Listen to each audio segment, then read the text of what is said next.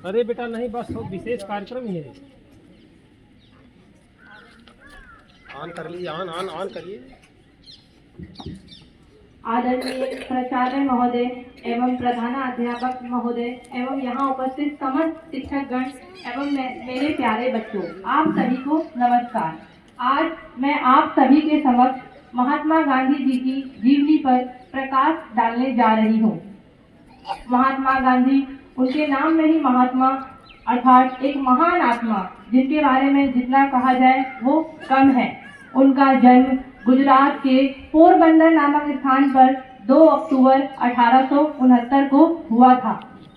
गांधी जी के जीवन में जो भी उन्होंने कार्य किया, उसके पीछे मात्र एक ही कारण था, वो था सत्य।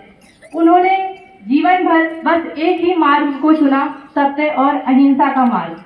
और ये एक ऐसा मार्ग है जिसका पालन करके हम अपने जीवन में किसी भी चुनौती का सामना कर सकते हैं।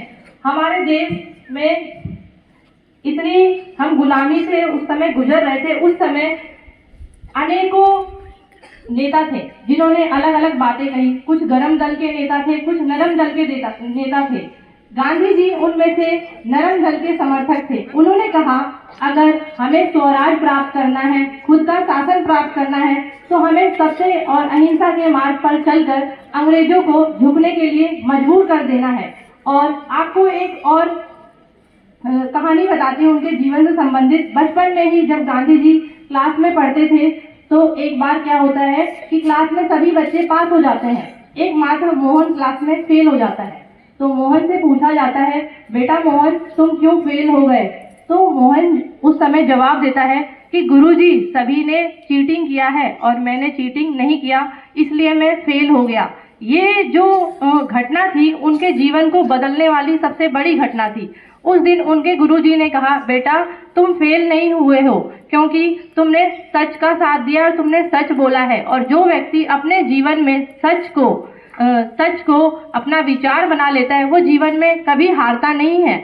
उनके गुरुजी ने ये बात समझाई और उन्होंने ये बात कहा कि आप क्लासरूम में सभी के क्वेश्चन पेपर सेम होते हैं, आप वहाँ चीटिंग करके पास तो हो सकते हैं, लेकिन जब आपके जीवन की रियल परिस्थितियां आपके सामने आएंगी तो वहां पर आप चीटिंग नहीं कर सकते, क्योंकि सभी की समस्याएं अलग होती है। तो गांधी जी की जो एकमात्र विचारधारा थी, सत्य और अहिंसा, उन्होंने अपनी आत्मकथा में भी इसका वर्णन किया है। उनकी आत्मकथा का नाम है एक्सपेरिमेंट विद ट्रुथ, सत्य के साथ प्रयोग। और गांधी जी कोई महान व्यक्ति नहीं थे, बस उन्होंने एक ही काम किया, उन्होंने जीवन भर सत्य के मार्ग को अपनाया। सत्य के मार्ग पर जब हम चलते हैं तो हमें अनेक प्रकार की परेशानियां हो सकती है और सत्य घबरा सकता है, लेकिन प्यारे बच्चों, हमें एक बात याद रखनी है, सत्य पराजित कभी नहीं होता। सत्य परेशान हो सकता है, लेकिन सत्य पराजित नहीं हो सकता। इसीलिए मैं आप लोगों को यही कहना चाहूंगी कि जीवन में अगर आपको कुछ भी प्राप्त करना है, तो आपका जो मार्ग है वो शुद्ध होना चाहिए। उन्होंने कहा कि मार्ग की शुद्धता पर बल दिया कि आप कोई भी काम करें, आपका इरादा अगर पवित्र है, आपके इरादे में सत्य है, अगर आपकी सोच में निष्ठा है, तो आपको कभी भी कोई कामयाब होने से नहीं रोक सकता। लेकिन सबसे बड़ी समस्या ये है कि कई बार हम लोग सफलता हासिल करने के लिए हम गलत रास्ते में चले जाते हैं, या तो हम गलत संगति में फंस जाते हैं, या तो हम छल कपट झूठ का सहारा लेकर अगर आप कोई भी सफलता हासिल करते हैं, तो आप बस एक बात याद रखिए, सत्य एक समय तक परेशान हो सकता है, लेकिन अंत में हमेशा सत्य की ही जीत होती है। और यही